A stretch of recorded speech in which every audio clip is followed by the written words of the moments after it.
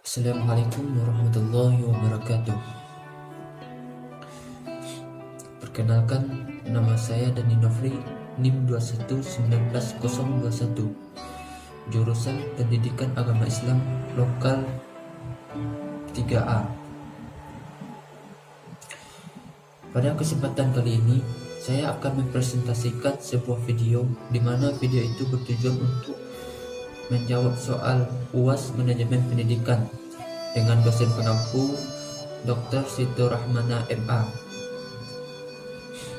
Tanpa memperpanjang waktu, langsung saja kita masuk pada soal yang pertama.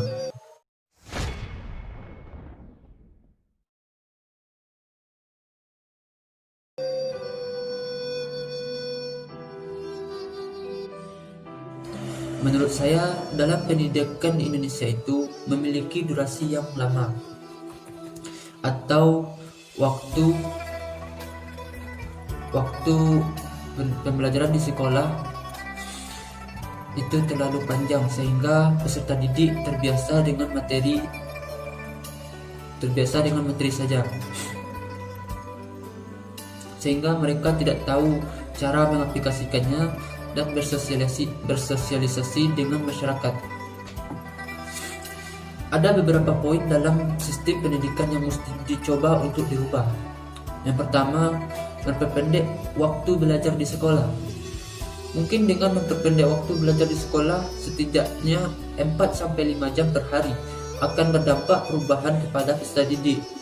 Sebelumnya belajar di sekolah itu lama sampai setengah hari, sehingga peserta didik bosan dan tidak konsentrasi dalam belajar, sehingga akan berdampak kepada penyerapan materi yang diterimanya. Sekarang dengan memperpendek waktu belajar di sekolah dalam memberikan materi walaupun sedikit, tetapi peserta didik dapat menerima pembelajaran dengan baik, dan juga waktu yang tersisa dapat mereka gunakan untuk hal-hal bersosialisasi dan menemukan hal-hal baru. Contoh, pada tingkat SD yang masih pemikirannya itu untuk bermain dengan teman sebayanya. Dalam proses bermain itulah dia mulai berpikir untuk menjadi dewasa atau berpikir luas. Yang kedua, mengurangi PR atau tugas di rumah. Sampai sekarang saya belum begitu paham apa tujuan pemberian PR kepada peserta didik yang begitu banyak. Apakah agar terlatih atau mengulang pembelajarannya? Sebenarnya tugas yang guru kasih kepada peserta didik hanya 50% yang mengerjakan, dan yang 50% dibantu oleh keluarganya. Itu penjelasan yang saya berikan itu hanya pendapat saya sendiri, dan saya mengambil dari positifnya saja.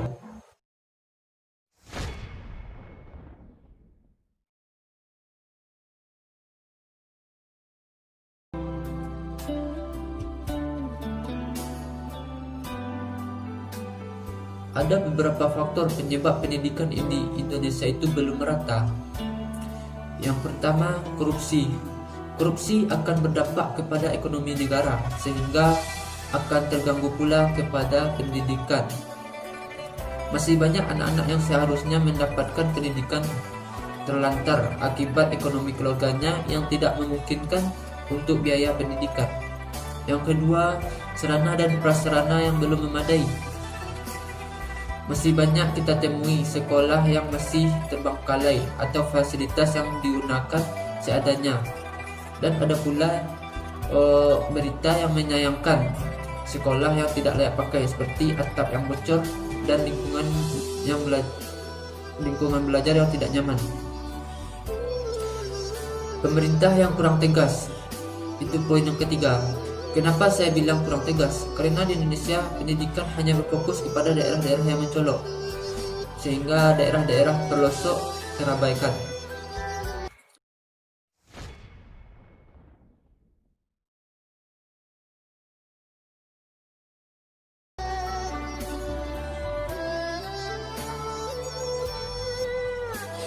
Sebenarnya masyarakat itu sangat berpengaruh kepada pendidikan, Kenapa saya bilang begitu? Karena tanpa adanya masyarakat, sekolah mungkin tidak akan berdiri. Pengaruh masyarakat dalam pendidikan juga sangat besar. Salah satunya masyarakat sebagai penasehat peserta didik. Contoh, peserta didik yang cabut di jam saat sekolah, merokok dan melakukan hal yang tidak sepantasnya.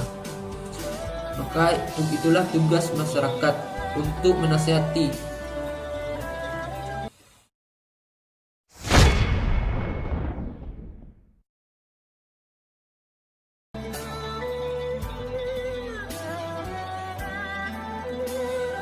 Ada dua tipe seseorang.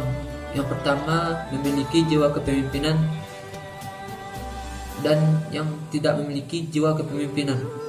Orang yang memiliki jiwa kepemimpinan tanpa harus memiliki visi dan misi, tetapi dalam memimpin mereka memiliki tujuan yang jelas, sehingga jabatan apapun yang diberikan akan berjalan dengan baik. Berbeda dengan orang yang tidak memiliki jiwa kepemimpinan. Walaupun sudah memiliki visi dan misi, tetapi apapun yang dia pimpin tidak akan berjalan dengan baik.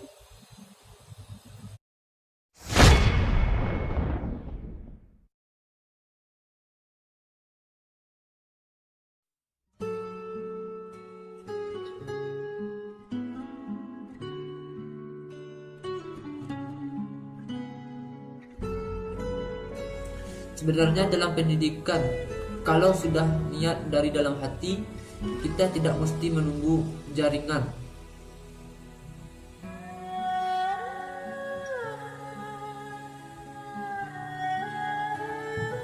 dan kuota internet, karena tempat menuntut ilmu itu bukan hanya di situ saja, melainkan bisa membaca buku dan bertanya-tanya kepada orang yang pengalamannya lebih jauh dari kita. Kelemahan yang sebenarnya itu terdapat pada kemalasan yang ada pada diri sendiri, sehingga memunculkan alasan-alasan untuk tidak mengikuti pembelajaran daring maupun luring. Bagaimanapun pemerintah memberikan bantuan, tetapi rakyatnya yang tidak dapat memanfaatkan bantuan itu dengan baik, maka tujuan itu tidak akan tercapai. Kuncinya agar pendidikan berjalan dengan baik dalam pandemi ini, buanglah sifat malas tersebut.